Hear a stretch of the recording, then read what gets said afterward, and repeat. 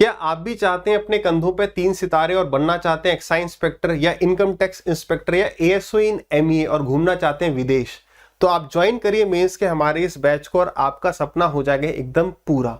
ठीक है, कितने भी एनरोलमेंट्स हो जाएंगे हम सबको दिलवा देंगे सिलेक्शन। बढ़िया बढ़िया आपको एकदम सवाल कराए जाएंगे जो मेंस में आपको दिखने वाले हैं। साथ ही साथ जितने भी लेटेस्ट एग्जाम हुए हैं सारे के सारे चुनिंदा सवाल आपको इसी बैच में करवा दिए जाएंगे। कल पेपर में आया सवाल आज आपको मिल जाएगा आपकी शीट में। मजा आ जाएगा ना एकदम। तो अगर आप अपनी सीट पक्का करना चाहते हैं तो ले लीजिए इस बैच में एडमिशन। ऐसा मैं कुछ इस सेशन में आपको नहीं बताने वाला हूं। इसी को कहते हैं फोमो। फोमो का मतलब फियर ऑफ मिसिंग आउट। भाई एक स्टूडेंट की तैयारी पूरी है, अभी हम बात करने वाले मेंस के लिए आपको क्या करना चाहिए क्या नहीं करना चाहिए। कई सारे स्टूडेंट्स इस बात को लेके ही डिलीमा में है कि यार कट ऑफ 150 जाएगी, 45 जाएगी, 40 जाएगी, मेरा होगा या नहीं होगा, मेंस का बैच लूं या ना लूं। कईयों ने ले भी लिया होगा, उनको क्या करना चाहिए हर बात करेंगे। मैं कोई बैच यहाँ पर आपको मेंस का नहीं सजेस्ट करने वाला हूं। कोई बेच रहा है नहीं बेच रहा है वो सही गलत की बात हम नहीं करने वाले। हमें इस बारे में बात करनी है कि क्या बैच लेना मेरे लिए सही होगा इस वक्त या नहीं होगा, ये खुद सोचना है। बाकी सबके भरोसे छोड़ दोगे तो आपको सारे बैचेस लेने पड़ जाएंगे। ठीक है, तो सबसे पहली बात एकदम एक एक पॉइंट पे स्टार्ट करते हैं कि अगर मान लो कल कोई पेपर हुआ, मैं उसका आपको बढ़िया सवाल करा दे रहा हूं, ठीक है, या मैं उसी के सवाल करा दे रहा हूं, तो क्या कल जो पेपर हुआ या परसों, मतलब कल पेपर होने का मतलब रीसेंट जो भी कोई पेपर हुआ है, अपडेटेड सवाल की क्या ऐसी कुछ ज्यादा ही आवश्यकता है? क्या जो सवाल 1 महीने पहले आया क्या वो 1 साल पहले नहीं आया? यानी कि जो आपने प्रैक्टिस ऑलरेडी करी हुई है वैसे ही सवाल दिखेंगे। सबसे पहले समझो हमें इसकी आवश्यकता है या नहीं है किसी भी कोर्स की। ठीक है, तो उसके बाद दूसरी बात आती है कि हमारे सबसे इंपॉर्टेंट ये है कि आपको सबसे पहले अभी अपनी आंसर की देखनी चाहिए। होगा क्या कि इस चक्कर में अगर आपने कोई कोर्स ले लिया, आप देखो मेंस में अगर एजुकेटर वही पढ़ाएगा जो प्री में पढ़ाया तो बच्चों को लगे यार ये तो वही पढ़ा रहे हैं, तो कुछ अलग के चक्कर में अगर कुछ बढ़िया पढ़ा दिया, कुछ हाई लेवल के सवाल करा दिए, तो आपका जो फोकस है उन सवालों से शिफ्ट हो जाएगा जो रेगुलरली आ रहे हैं। किन पर? बढ़िया सवालों पर। ये गलती मैंने आपको पहले ही बताया मेरे साथ हुई थी। जब मैंने सीजीएल 14 दिया था उसमें मेरी रैंक 3850 आई थी। मेंस से पहले तक तैयारी एकदम बढ़िया थी, फिर हमने एक क्रैश कोर्स लिया उस टाइम पर भी क्रैश कोर्स चलते थे, और फिर 3850 रैंक। फिर उसके बाद जब हमारा रिजल्ट आया, आंसर की हमने देखी, तो ये पाया कि मैंने वो सवाल बहुत गलत कर दिए या 1-2 सवाल छोड़ दिए जो आसान थे, जिनकी प्रैक्टिस छूट गई थी। किस चक्कर में? क्योंकि फोकस शिफ्ट हो चुका था बढ़िया सवालों पर। लेकिन 15 में वो गलती नहीं करी तो AIR 71 आई। 3850 से सीधे 71 कैसे? तो यही चीज, इट इज वेरी इंपॉर्टेंट कि आपका प्री से पहले ही लगभग सिलेबस खत्म हो जाए और मेंस के लिए कोई बैच न लेना चाहिए। क्यों? अब देखो आपके 2 केस हो सकते हैं, समझिएगा। अभी आपकी जो आंसर की आई थी उसमें सबसे पहले ये चेक करो और मुझे बताओ आप कमेंट करके कि आपको किन सवालों में ज्यादा प्रॉब्लम आई।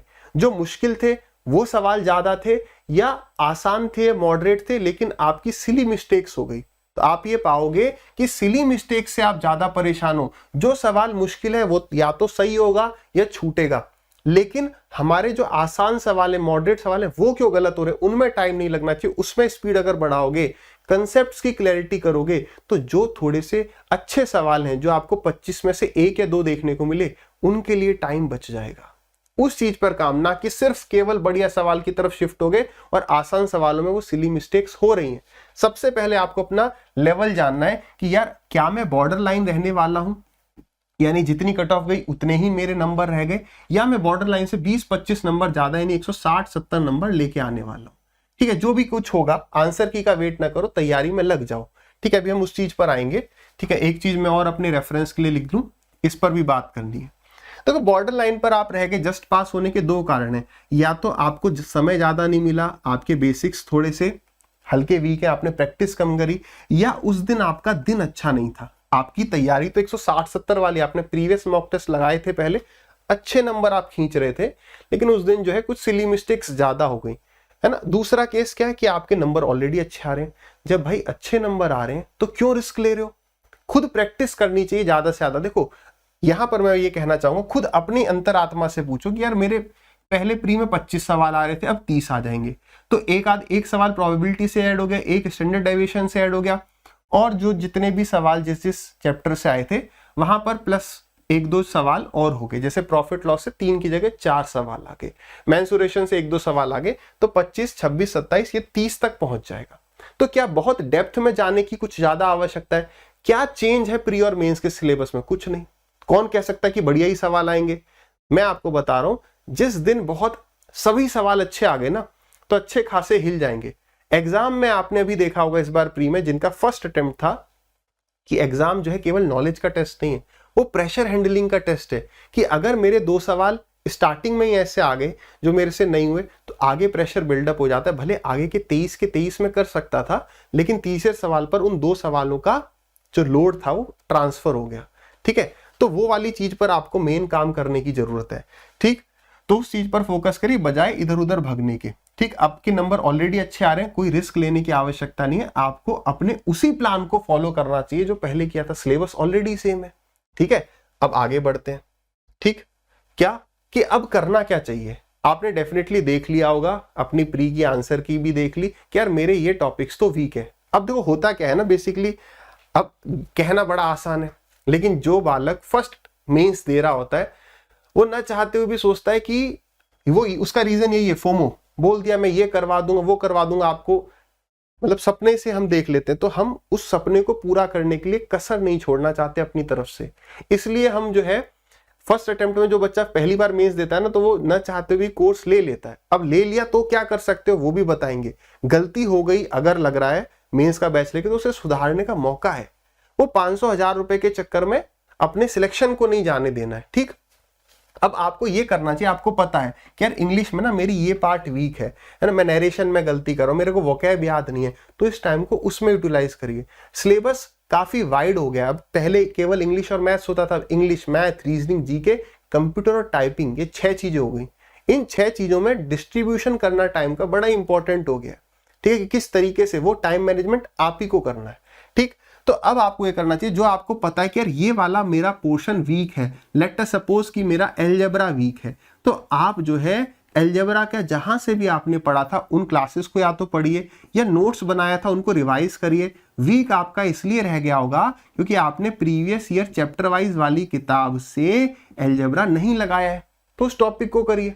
क्योंकि पेड कोर्स ले लिया तो क्या है, वो अलग सीक्वेंस में वहां पर चल रहा है, हमें पता है अलजेब्रा वीक और उसके हमने फिर से सवाल नहीं लगाए।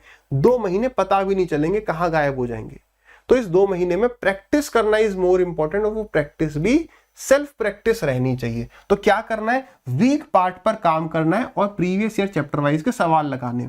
लग रहा है कि नहीं सर मेरी रीजनिंग में डाइस वीक है, तो डाइस को या तो यूट्यूब से देख लो या जो पेड कोर्स लिया था उससे देख लो, फिर उसकी प्रैक्टिस कर लो वही चैप्टर वाइज वाली किताब से। अभी जीके में बहुत ज्यादा कुछ नया ट्राई मत करना। अभी भी देखो करंट अफेयर्स ने टाइम वेस्ट करवाया, तो करंट अफेयर्स की महीने भर की या साल भर की जो भी पीडीएफ फॉलो कर रहे थे उसी को फॉलो करो। बाकी स्टैटिक जीके के लिए लूसेंट फॉलो कर रहे थे या लूसेंट में जो भी हाईलाइट कर रखा है वो, या प्रीवियस ईयर की सब्जेक्ट वाइज जो किताब अपनी आती है, किरण के में एक साथ आ जाती है, तो वो जहां से भी जो भी कोई किताब हो उसको रिवाइज करिए। ठीक है, बहुत ज्यादा जीके में जाने की जरूरत नहीं है। आगे अब बाई कौन कर सकता है? अगर पेड कोर्स लेना ही है, पहली बात तो वो बच्चे ले ले होंगे जो फर्स्ट टाइम मेंस देने वाले हैं, जिन्हें पिछली बार अगर मेंस दिया था उन्हें पता होगा लेना है या नहीं लेना है। ठीक, दूसरी बात, जिसने 2-3 मेंस दे दिए, जो बहुत प्रैक्टिस कर चुका है, अब उसके पास सवालों की कमी है कि यार कोई बस लाओ और मुझे सवाल करवाओ, वो परचेज कर सकते हैं। बाई चांस ऐसा होता है कि आपने पेड कोर्स ले लिया है ना, हफ्ता 10 दिन आपको हो जाएगा, जब भी आपको खुद एनालाइज करना है कि क्या ये पेड कोर्स मेरे लिए फायदा का सौदा है या नहीं है। मतलब मेरे पास दिन में 8 से 10 घंटे हैं, तो मेरे इस पेड कोर्स में कितने घंटे चले जा रहे हैं, मैं सेल्फ स्टडी या सेल्फ प्रैक्टिस कितनी कर पा रहा हूं, वो जरूर देखना है। तो बाई चांस आपको लगता है कि यार 2 महीने हैं, मेरे पास टाइम मैनेजमेंट नहीं हो पा रहा है सब सब्जेक्ट्स के लिए, तो आप इस कोर्स को छोड़ दो। क्यों इसको फालतू में नहीं भाई ले लिया है तो पूरा देखना ही है। अभी देखो हफ्ते गलती मान लो हमसे हो गई, तो बेस्ट चीज क्या है कि हम अपनी गलती एक्सेप्ट करके वापस हो जाएं, बाद में देख लेंगे इस कोर्स को। सेल्फ प्रैक्टिस, मेरी बात मान लो, प्रीवियस ईयर के पेपर्स को लगाते रहो, वो प्रैक्टिस से ही इंप्रूवमेंट होगा।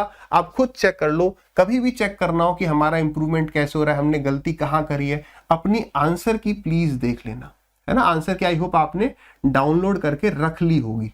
तो गलतियां देखो हमारी कौन सी हुई हैं, जो गलती पहले हुई वही आगे होने की संभावना है। देखो एट द एंड ये मैं बता रहा हूँ मेंस के लिए बैच नहीं है, ये पूरे मैथ्स को कवर करते हुए बैच है। चाहे एसएससी का कोई भी एग्जाम हो जिसमें मैथ्स आ रहा है या स्टेट लेवल के एग्जाम में मैथ्स आ रहा है, एक साथ हम कवर करते हैं। मेंस के लिए कोई अलग से बैच नहीं है, डिटेल्ड बैच रहेगा मैथ्स का। इंस्पेक्टर 1.0 बैच में आप एनरोल कर सकते हैं। एनरोल करने से पहले दो चीजें करनी है। पहले, मैं जैसे भी पढ़ा रहा हूं आप इस YouTube चैनल पर देख सकते हैं, क्लासेस आपके समझ में आती हैं तो जाना है। दूसरा, अगर आपने कहीं से भी मैथ्स पढ़ा है YouTube से या पेड बैच से, अगर आपके 70 से 80% सवाल हो रहे हैं, इसका मतलब प्रैक्टिस की कमी है, बस कोई कोर्स लेने की जरूरत नहीं। लेकिन कहीं पर भी नहीं पढ़ा है, ये 50% 60% सवाल हो रहे हैं, यानी कुछ ना कुछ वहां पे इंप्रूवमेंट की आवश्यकता है, आप कोर्स को देख सकते हैं। पहले आप फ्री सेशंस जो है YouTube पर देख लो। कोर्स का प्राइस 799 है ना। इस कोर्स का लिंक आपको इस वीडियो के डिस्क्रिप्शन में मिल जाएगा, फर्स्ट कमेंट में मिल जाएगा। ये प्राइस हो जाएगा आफ्टर यूजिंग दिस कोड, ठीक है।